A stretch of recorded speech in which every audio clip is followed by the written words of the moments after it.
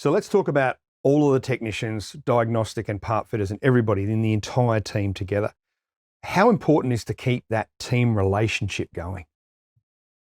Critical. It's critical for a healthy work environment. It's critical that they all get along and support each other, because they've all got their value. No matter what part, we've got a full-time lad that's a cleaner in our workshop. We value him just as much as the smartest technician there, because it's a team effort. To have a good work environment and where everybody can come to work and it's a clean workshop, we need a cleaner.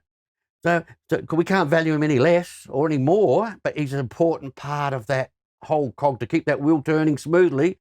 We need every player to get along, communicate with each other, support each other, guide each other, and help each other.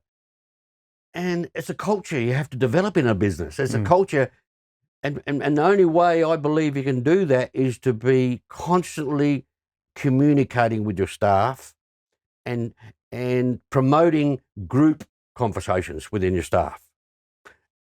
Once a week, get together for half an hour and discuss the business and discuss what's happening in their world and discuss their challenges amongst their peers, so everybody understands and appreciates each other. That is the ideal workplace where you've got things working like clockwork in the ideal world. Yeah, I was going to ask you about fostering, the team camaraderie and, the strength in numbers side of things.